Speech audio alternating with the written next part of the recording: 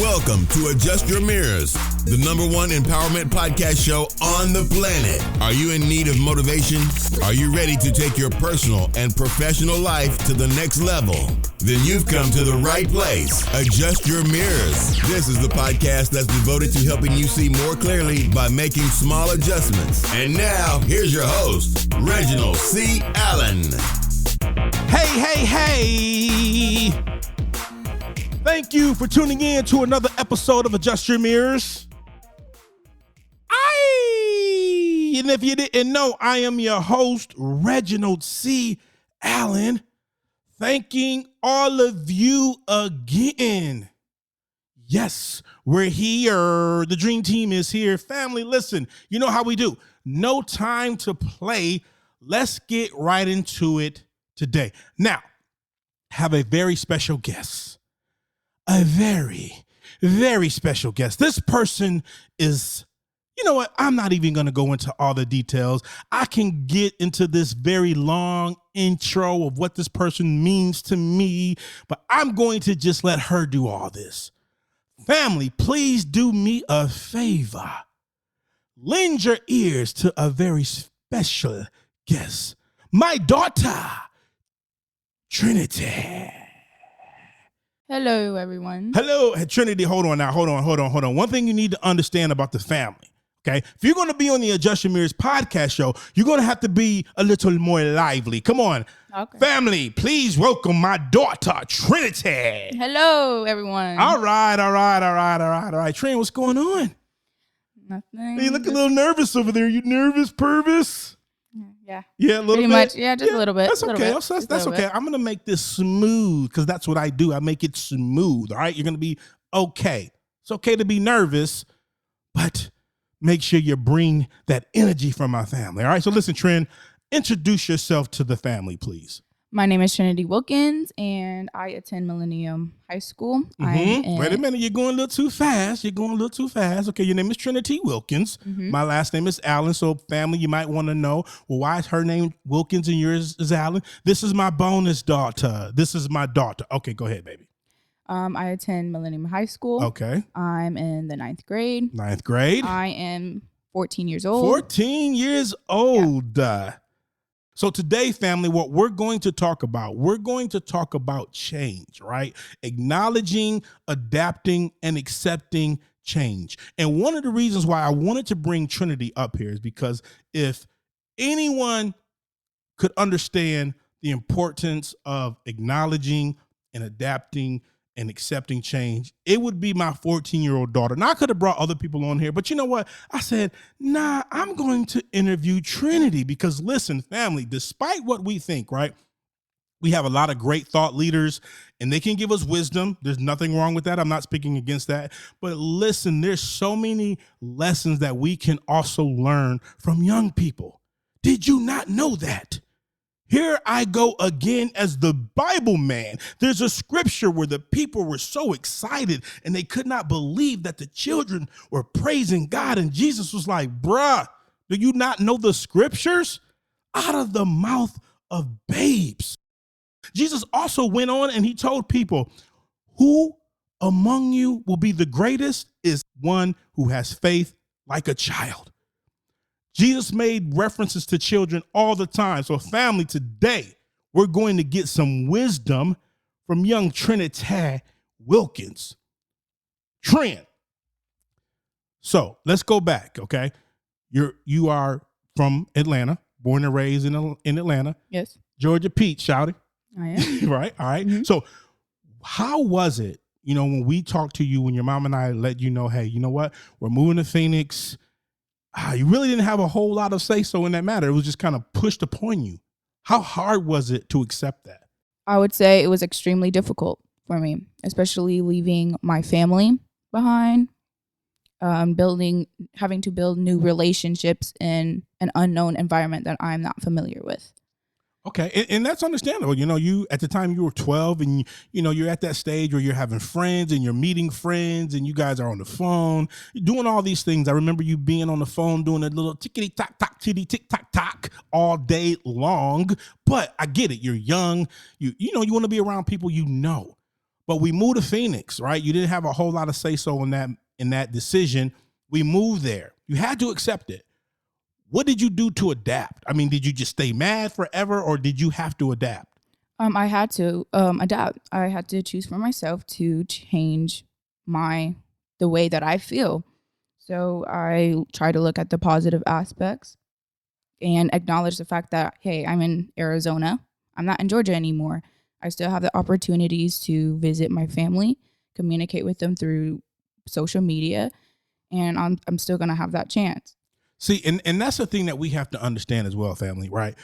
Any type of change in our life is going to be hard. No one said that change is easy. If change was easy, then everyone would change. There are some people who are unwilling to change.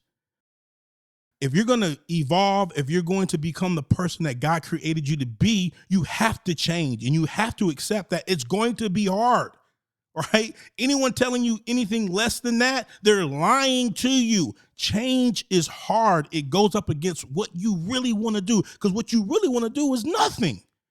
But you have to adapt. We're talking about changing. We're talking about implementing principles that's going to help you to adapt. What would you say to people who are afraid to change? I would say that change isn't always going to be a positive thing, that you want to set boundaries of the negativity so that you could prepare yourself for the unexpected. So I get it. So when you're setting boundaries, listen, family, this is a lesson. Change is hard. People are afraid to change. But one of the things that we must realize, when you make a decision to say, hey, you know what? I acknowledge that I need to change. I need to adapt. One of the principles that you have to implement, you have to begin to create boundaries, because when you don't create boundaries, you have negative people coming in. Why you moving to Phoenix? Why you doing this? Oh, you want to be different now. You want to change. You want to read books. You want to lose weight. See, in situations like that, that's why you have to create boundaries to keep away from that negativity, shout it. So that's a great lesson, Trinity. If you are afraid to change, understand the number one thing you must do is create boundaries. And I'm talking about even creating boundaries among family members, because family members can be the most negative people. I'm sorry, but it's true.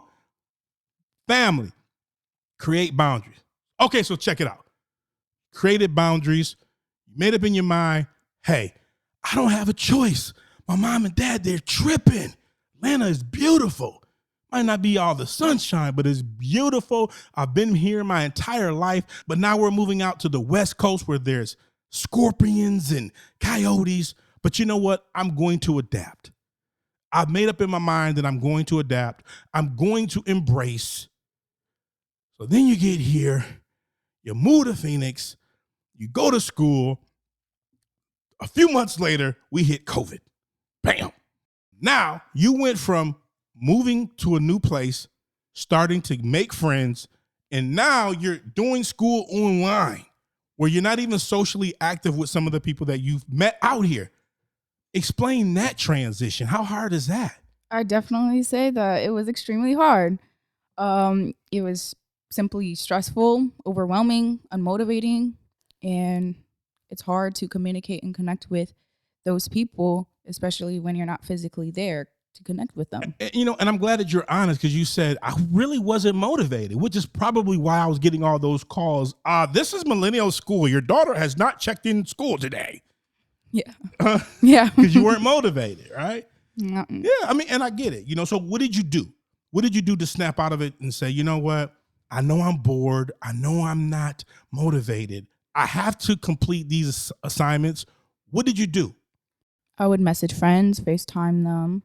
I would communicate with them, just because communicating with people who understand your struggle, knowing what you're going through, knowing that you're unmotivated because of this or that, it makes everything seem more easier, fun, motivating, especially when you have those people who hold you accountable.